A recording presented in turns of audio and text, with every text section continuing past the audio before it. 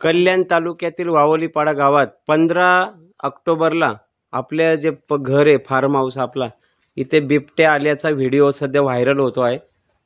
कसा आला होता, काय हल्ला केला? 15 तारखेला रात्री साधारण 1:15च्या सुमारास तो मेन गेटवरून आतमध्ये आला आणि कंपाऊंडच्या साईडून तो असा आमच्याकडे इकडे खाली काही मुलं राहतात कामगार, तर इथे आणि इथे एक कुत्री पण असते आमची, तर त्याने तिच्यावर झडप घातल्यावर ते तिचा ओरडा ऐकून आमच्या कामगार जागे झाले। कामगार जागे झाल्यानंतर त्याने बघितलं तर त्या बिबट्याने त्या कुत्रीला असं तोंडामध्ये पकडलेलं।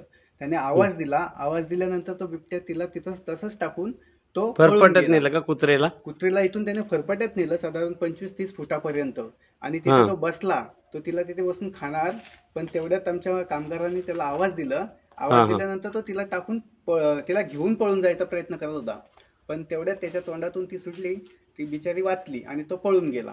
परत कधी आलाय का आता या 2-3 दिवस? आता रोजच अशा बातम्या येतात। आता काल पण तो साधारण आमच्या घराच्या पाठीमागून इथे आदिवासी वाडी आहे पाठीमागच्या बाजूला, तिथे लोकांनी त्याला बघितल्यानंतर फटाके वगैरे वाजवले आणि तिकडच्या लोकांनी आम्हाला फोन केला की तुमच्या साईडला तो वर येताना दिसतो। तर आम्ही सगळे कॅमेरे लावून घरातच बसलो होतो, कुठे दिसतो की आम्हाला बघायला, पण थोड्या वेळानंतर 11च्या सुमारास आम्हाला फोन आला वाहुलीपाड्यावरून की मधुकर रोहणे यांच्या रिक्षाला तो क्रॉस झाला आमच्याच घराच्या पाठीमागच्या बाजूने, आणि तो खाली पिंपलोली गावाच्या साईडला गेला।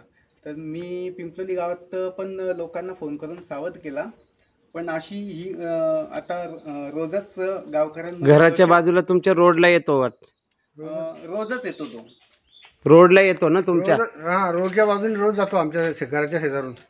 रोज कोणाला दिसलं का तुम्हाला? बातमी दिसते आता नाही, ते पहिल्या दिवशी बघितलं, त्याच्यानंतर आम्हाला दिसला नाही, परंतु रोज कोणाला दिसतो तो। फॉरेस्टवाले येऊन गेले का तुमच्या घरी? फॉरेस्टवाले आले ते त्या दिवशी 2 दिवस आले, ते रोज रात्री येत होते, 10-11 वाजेपर्यंत थांबतात आणि गस्त घालून जातात तिथून। काय पकडला नाही? पिंजरा नाही लावला? पिंजरा नाही लावला तोपर्यंत सर्व लोकांना आता इथे घबराट घबराट झालेला सगळ्या लोकांचा, सगळे लोक घाबरलेले। पकडायला पाहिजे पकडायला पाहिजे, परंतु फॉरेस्टवाले काही निर्णय घेत नाही।